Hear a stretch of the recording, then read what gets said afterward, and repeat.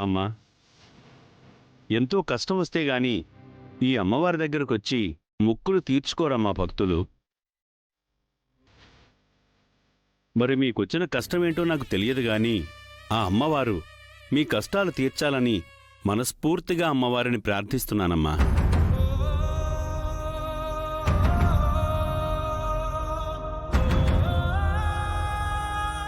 అయితే ఈ అమ్మవారి మొక్కు తీర్చటం అంత సులభతరమేమీ కాదమ్మా. కళ్లకు గంతలు కట్టుకుని నైవేద్యాన్ని తలపై పెట్టుకుని కొండ ఎక్కాలమ్మా.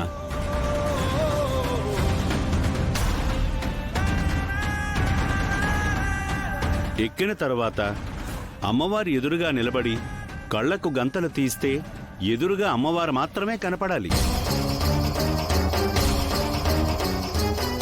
అలా కాకుండా మీరు వెళుతున్న దారిలో తలపై ఉన్న నైవేద్యం చేజారినా కళ్ల గంతలు ఊడినా మీరు మొక్కుకున్న మొక్కుకు విరుద్ధంగా జరగచ్చమ్మా.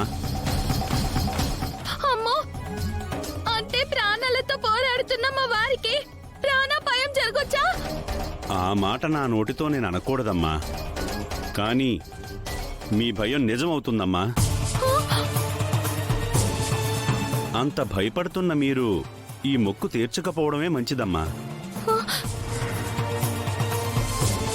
మీరా గారు, ఇద్దరిలో ఎవరు మొక్కు తీర్చుకున్నా ఆయన క్షేమం కోసమే కదా. నేనా మొక్కు తీర్చుకుంటాను.